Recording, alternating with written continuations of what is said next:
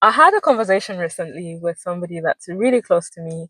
As usual, I call them around this time in the afternoon, and the question was, I think that day practically was a tough day for both of us as moms. And the kids were at home, the kids were acting up and everything. And she was like, would you be a mom knowing what you know about mothering? And I was like, yes, I would actually be a mom again because being a mom for me has been such a game changer. I told her that before the main focus for me was work. I worked a 9 to 5. I used to commute and eventually I got a home office. But being a mom has had such an impact on my life that I was like, I would decide it again for sure. Although, is it always easy? No. Is it always super fun and chill? It isn't. But overall, when I think about the impact my girls have had on me as a mother, I would decide it again. The way I've grown, the way I've changed, I would decide to be a mother again. In Europe, I'm not so sure. Mothering in Europe is tough. Like, it's not for the simple hearted, it's not for the weak. Or if you're weak, you will become tough. Like, mothering in Europe is tough. It's honestly tough. I think, like, if I could choose a 3 to 5 words how I would experience mothering in Europe, I would say that first of all, it's quite intense. The intensity of it is just on another level. It can be overwhelming at times, but at the same time, it's quite rewarding because of the intensityness of it. But sometimes I really feel a lot of seasons where you're overwhelmed and where you feel like I just want to go back home. I want to go back home, back to the motherland where it's easier to manage family and work and all these other things. But I would definitely choose again to be a mother. So in today's video, I'm just going to share with you my journey as a mom, the things I've learned, and tips I can share with you when you want to move to Germany with your family, or when you plan to move to Germany and actually want to settle down here and eventually build a family and so on. So let me share my own story. So I'm a mom of two girls. My oldest turned 3 in January, my youngest turned 1. And the first year, the first year for me was so tough. I remember the first month I was literally online on Facebook scrolling or on websites scrolling for au pairs. The most important word for me in that year was au pair. Au pair was like the solution to all my motherhood problems. And how can I explain it? Like, the thing was that growing up in Africa, I didn't have this idea of what it would be like being a mom in Europe. And I think that's the thing, this mentality is different. When we grow up in Africa, we see our mothers having a lot of support. You have either a maid, or you have relatives staying with you, or you have a whole village. Like, we say in Africa that it takes a village to raise a child, and literally that's how it's like back home. But in Europe, you are alone. Like, that shocked me so much. Like, I don't even know how I was just telling my husband the whole year, like, no, I need a repair. I'm not going to be surviving. I want to thrive. I need help. I need a leave-in help. I need somebody there so I can have some time off. So the whole year I was practically searching for au pairs, having au pairs, having au pairs leave. Like, that was the word for me because I just felt overwhelmed by the intensity of mothering in Europe, because there was just this one-on-oneness, and there wasn't my family doesn't stay in Germany with me, and my husband's family stays far away. So it was so intense and so overwhelming that it took me a long time to find myself. I used to go outside in my pajamas. Yes. It was that bad. And it was just such a season of, like, trying to get to grips of being happy that you have a child to take care of, but at the same time being like, I also want time for myself. So that was the first year for me. The second year, I got better, but at the same time, I still had the sense of, like, I can't be a mother the European way, the German way. I had taken parental leave, so that means I was not working. I was just full time at home for our daughter. I taken 2 years off work to just be at home so that she grows and we can bond and connect. So the second year was less stressful, But at the same time, the help that I had decided to obtain through a pair did not turn out the way I wanted it to, because I thought that would be easier than I imagined it to be. Like, I thought it would be just like back home, but I forgot that I was not in the environment where it could just be like home. So that was really my first year. The second year was also intense. So eventually I went back home and I was like, bye Germany. I'm done with you. And the way you do this whole mothering thing, I'm gonna go back home, settle home, and just come back when the kids are older, because living with this little under five alone in Europe is just not doable. But by God's grace, He met me in my struggle. He met me in my confusion. He told me specifically, and He confirmed to me that no, I sent you to Germany for a reason, and I'm going to help you and I'm going to support you. I know you had all kinds of ways to deal with these situations, with being overwhelmed and tired and just downright. So, like, that encounter with God back home for me was what changed me in the second year of motherhood. I was pregnant with our second child, and I just felt like, okay, I'm going to go back with a different mentality. I'm going to go back knowing that this is where I belong. It will take me some time to do mothering the way they do it there, but I came to understand that that was the way for us. So that was really my second year. Second year was really the sense of like transforming and adapting and having like a new mindset about how mothering is like here. Third year is yeah, third year in that sense. So I've been a mom 4 years from the birth. So third year is when we had our second child, and I felt like I had a different intentionality to take care of myself, to trust in God, and look to ask for help as well, and not just to buy help, so to say. So third year was so much better. I think I became more intentional in balancing the act of being a wife, being a mother, and just being there for myself. And now we're in the fourth year, and it's still an act. It's still tough. Like, there's some days where like I'm overwhelmed, but then I think we've gotten to the place as a family where we make it a priority that I take time out for myself, because it can be very overwhelming. So that's been my journey. But the key change for me was just trusting in God and being like, you sent me here. You gave me these two kids, so you're going to provide the solutions for it. And time again, I always have to remind myself of that I didn't bring myself here. I didn't just come up with this idea like, I'm just going to have two kids in Europe with no help whatsoever. It was God's intentionality and just having this mindset, yes, things here are different, but I can find and build my own different kind of village here. So that's my journey. And I feel that we all go through that as African mothers, Black moms in Europe. We grew up with our parents, our mothers having so much support. My mom had a lot of support, and you think that it's gonna be like that for you here also, but it's not.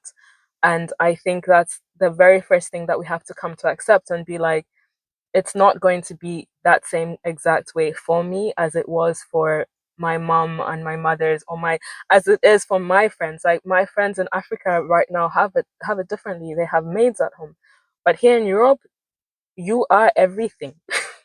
You are the maid, you are the mom, you are the cook, you do all of that, and it takes a certain mindset change for you to be able to be like, okay, I am all these things. What are the things I want to prioritize, or what are the things I want to delegate?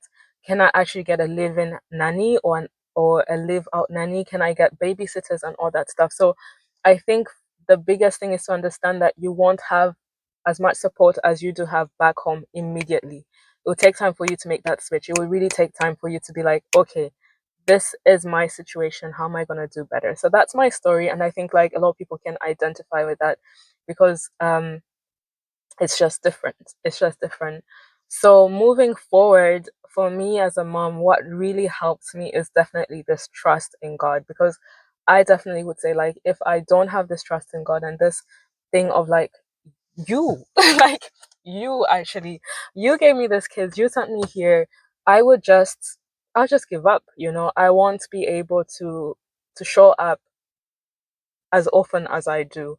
So that for me has always been like the number one go to, prayer, trusting in the Lord, asking Him for wisdom and guidance.